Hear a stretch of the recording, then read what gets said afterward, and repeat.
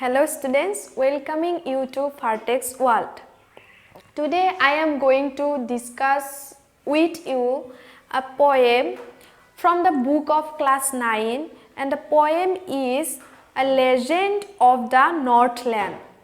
And the name of the poet is Phoebe Cary. Phoebe Cary. Phoebe Cary is an American poet, and as a poet, Phoebe Cary बहुत famous आছিলে আমেৰিকাত তাৰ পিছত এই পোয়েমটো কি হয় এটা বেলাত হয় বেলাত মানে হৈছে এ বেলাত ইজ আ সং নেৰেটিং আ ষ্টৰী ইন শৰ্ট ষ্টেঞ্জাস মানে সৰু সৰু ষ্টেঞ্জা বিলাকত আমাক এটা কি কবিতাৰ আকৃতিত এটা গান বুলি কোৱা হয় যত তাৰ মানে আমাক এটা কাহিনী বৰ্ণনা কৰা থাকে হে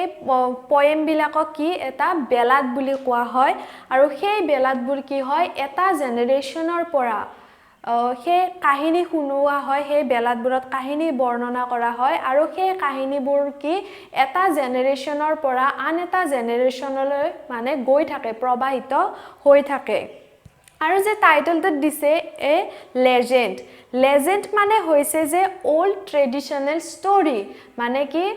পুৰণি কাহিনী পৌৰাণিক কথা আৰু যে আমি সাধু কথা বুলি কওঁ আমাৰ ককা আইতা আমাক যে সৰুতে কৈছিল আৰু সেইবোৰৰ পৰা কি আমি কিছুমান নীতি শিক্ষা লাভ কৰিবলৈ সক্ষম হৈছিলো তেনেকৈ কি লেজেন্ড ইয়াতো এটা পৌৰাণিক কাহিনী তোমালোকক দিছে এই পোয়েমটোত আৰু এই পৌৰাণিক কাহিনীটোৰ পৰা তোমালোকে কি এটা নীতি শিক্ষা গ্ৰহণ কৰিবলৈ পাবা আৰু কি নৰ্থলেণ্ড মানে হৈছে আমাৰ যে উত্তৰ মেৰুৰ ফালে থকা যিবোৰ দেশ আছে যিবোৰ ঠাই আছে সেইবোৰ একেলগে সামৰি কি নৰ্থলেণ্ড বুলি কোৱা হয় মানে টাইটেলটোৰ পৰাই গম পোৱা যায় যে এই পোয়েমটোত ফিবি কেৰী পয়েটেছ গৰাকীয়ে কি কৰিছে নৰ্থলেণ্ডৰ এটা কি আমাক পৌৰাণিক কাহিনী ইয়াত দাঙি ধৰিছে তাৰ পিছত এই পোয়েমটোৰ আৰম্ভণিতে তোমালোকক দিছে যে this poem narrates the legend of an old lady who angered Saint Peter because of her greed কৈছে যে এই পোয়েমটোত এগৰাকী বুঢ়ী তিৰুতাৰ লোভৰ কাৰণে Saint Peter মানে কি a disciple of Jesus Christ মানে যীশু খ্ৰীষ্টৰ এজন কি শিষ্য এজন ফলোৱাৰ হয় তেওঁ আৰু সেইন্ট পিটাৰ গৰাকী কি ওল্ড লেডি গৰাকী বুঢ়ী তিৰুতা গৰাকীয়ে তেওঁৰ লোভৰ কাৰণে হং উঠাইছিল আৰু সেই কাহিনীটো ইয়াত ফিবি কেৰীয়ে ধুনীয়াকৈ কি বৰ্ণনা কৰিছে তাৰ পিছত পোয়েমটো এনেদৰে আৰম্ভ কৰিছে যে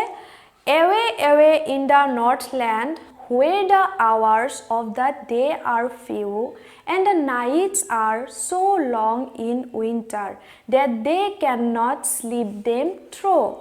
কৈছে যে away মানে নৰ্থলেণ্ড কি বহু দূৰত আছে আৰু সেই কাৰণে কি কৈছে away আৰু মানে কৈছে সুদূৰ নৰ্থলেণ্ডত আৰু কি তাত where the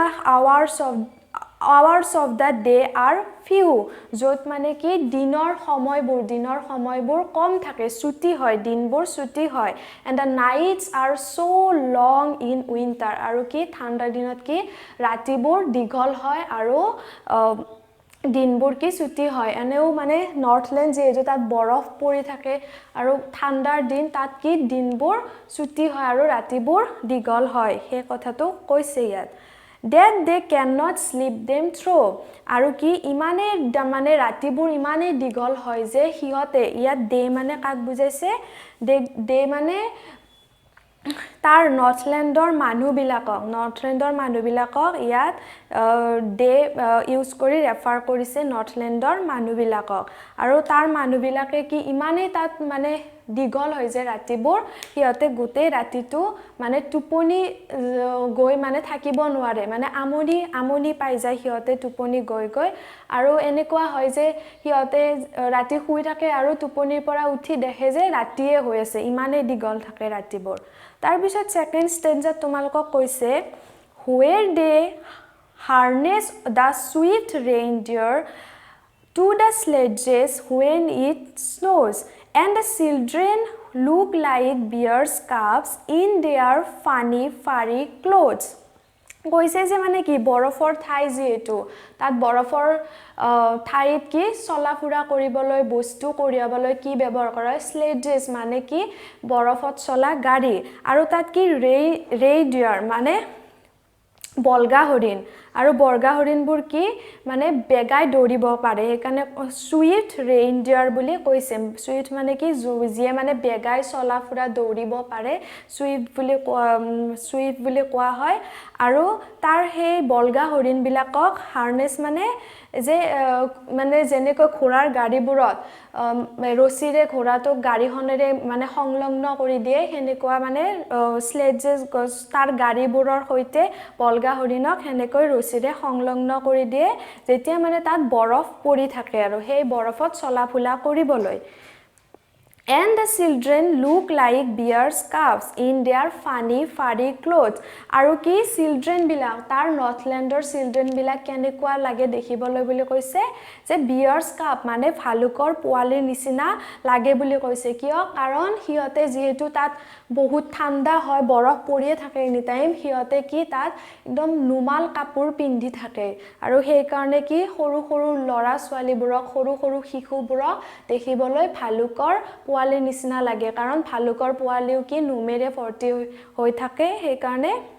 ভালুকৰ পোৱালিৰ নিচিনা লাগে বুলি কৈছে দেখাত আৰু হিয়ত দেখিবলৈ ফানিও লাগে বুলি কৈছে কবিগৰাকীয়ে তাৰ পিছত third stanza They tell them a curious story. I don't believe it is true, and yet you may learn a lesson if I tell the tale to you. তাৰ পিছত কৈছে ইয়াত কৈছে মই ডেটো কাক ৰেফাৰ কৰিছে এই নৰ্থলেণ্ডৰ মানুহবিলাকক আৰু সেই মানুহবোৰে দেম মানে চিলড্ৰেন বিলাকক ৰেফাৰ কৰিছে সেই মানুহবিলাকে কি ডাঙৰ মানে বয়সস্থ মানুহবিলাকে শিশুবিলাকক কি অদ্ভুত আচৰণ কিউৰিয়াছ মানে স্ট্ৰেঞ্জ বুজাইছে মানে অদ্ভুত মানে সত্য নে অসত্য ধৰিব নোৱাৰি তেনেকুৱা কাহিনীবিলাক কি শুনায় কিন্তু তাৰ পিছত লাইনটো চাবা I don't believe it is true মানে I মানে ইয়াত কবিগৰাকীক বুজাইছে পয়েটেছ গৰাকী কি নাম ফিবি কেৰী মানে তেওঁ কৈছে যে মই কিছুমান মানে বয়সস্থ মানুহবিলাকে সৰু ল'ৰা ছোৱালীবিলাকক কি শুনায় কাহিনী শুনায় পৌৰাণিক কথা শুনায় কিন্তু ফিবি কেৰীয়ে কৈছে যে মই সেইবোৰ কি সত্য বুলি বিশ্বাস নকৰোঁ বুলি ফিবি কেৰীয়ে কৈছে তাৰ পিছত কৈছে and yet you may learn a lesson if I tell the tale to you কিন্তু তাৰ লগতে কি কৈছে কবিগৰাকীয়ে যদি মানে মই তোমালোকক সেই কাহিনীটো শুনাও সেই পৌৰাণিক কথাবিলাক শুনাও তেতিয়া হলে কি তোমালোকে তাৰ পৰা নিশ্চয়কৈ কি এটা লেসন এটা নীতি শিক্ষা তোমালোকে পাবা কিন্তু তেওঁ কি কাহিনীবিলাক সঁচা বুলি বিশ্বাস নকৰে কিন্তু কৈছে যে সেই কাহিনীবিলাক শুনিলে নিশ্চয়কৈ কি কোনোবা এজনে হলেও কি তাৰ পৰা নীতি শিক্ষা লাভ কৰিব পাৰে তাৰ পিছত কৈছে once when the good Saint Peter lived in the world below and walked about it preaching just as he did এতিয়া তাৰ মানে কাহিনীটো ষ্টাৰ্ট হৈছে এই মেইন কাহিনীটো যে সেইন্ট পিটাৰ গৰাকীৰ আৰু লেডি গৰাকীৰ কাহিনীটো এই থাৰ্ড ষ্টেঞ্জাৰ পৰা আৰম্ভ কৰিছে কৈছে যে এটা সময়ত যেতিয়া সেইন্ট পিটাৰ কৈছে মই সেইন্ট পিটাৰ মানে কি যীশু খ্ৰীষ্টৰ শিষ্য আৰু সেইন্ট পিটাৰে কি যেতিয়া মানে পৃথিৱীত বাস কৰি আছিল আৰু তেওঁ কি গোটেই চাৰিওফালে পৃথিৱীৰ চাৰিওফালে ঘূৰি তেওঁ ধৰ্মবাণী প্ৰচাৰ কৰি আছিল প্ৰিচিং মানে ধৰ্মবাণী প্ৰচাৰ কৰা আৰু তেওঁ যেনেকৈ মানে সকলোৱে জানে যে মানে সেইন্ট বিলাকে কি ধৰ্মবাণী প্ৰচাৰ কৰি ফুৰে এইকাৰণে কৈছে যে তোমালোকে জানাই যে তেওঁ কি ধৰ্মবাণী গোটেই পৃথিৱীত ঘূৰি মানে ধৰ্মবাণী প্ৰচাৰ কৰি আছিল তাৰ পিছত he came to the door of a cottage in traveling round the earth where a little woman was making cakes and baking them on the hearth তাৰপিছত চেইণ্ট পিটাৰ গৰাকীয়ে এনেকৈ ধৰ্মবাণী প্ৰচাৰ কৰি ফুৰে পৃথিৱীৰ চাৰিওফালে ঘূৰি পেলাই আৰু সেই সময়ত কি ধৰ্মবাণী প্ৰচাৰ কৰি ফুৰোতে তেওঁ কি এটা কটেজৰ মানে জুপুৰি ঘৰৰ দুৱাৰমুখত উপস্থিত হৈছিল আৰু তেতিয়া কি আৰু জুপুৰি ঘৰটোত কি এগৰাকী মানে লিটল উমেন বুলি কিয় কৈছে যে মানে মানুহগৰাকী কি দেখাত চুটি চাপৰ হয় আৰু লিটল উমেন গৰাকীয়ে কি কৰিছিল কেক বনাইছিল সেই জুপুৰি ঘৰটোত আৰু কৈছে যে আৰু এইটো চাবা ইয়াত এইটো ৱাৰ্ড যে হাৰ্ট মানে হৈছে জুইশাল য'ত মানে ৰন্ধা বঢ়া কাম কৰা হয় তাত কি কৰিছিল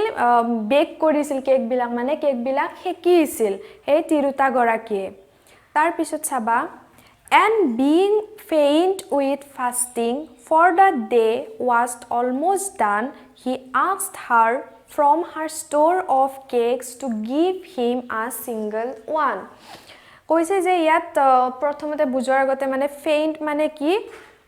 ফিলিং উইক এণ্ড ডিজি ইয়াত বুজাইছে মানে দুৰ্বল অনুভৱ কৰা মানে দুৰ্বলত মানে মূৰ ঘূৰিৱা এনেকুৱা টাইপ ইয়াত বুজাইছে আৰু ইয়াত মানে ফেইণ্টটো কি আচলতে আমি জানো সবে যে বেহুচ হোৱাটো বুজায় কিন্তু ইয়াত দুৰ্বল হোৱাটো বুজাইছে আৰু ফাষ্টিং মানে কি লঘোণে থকা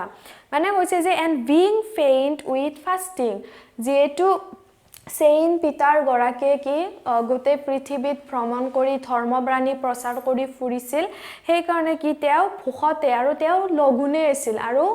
ভোকতে তেওঁ কি বহুত দুৰ্বল অনুভৱ কৰিছিল আৰু সেইদিনা কি দিনটো প্ৰায় শেষ মানে গধূলি আৰু সেইকাৰণে কি তেওঁৰ ভোকতে একদম দুৰ্বল হৈ পৰিছিল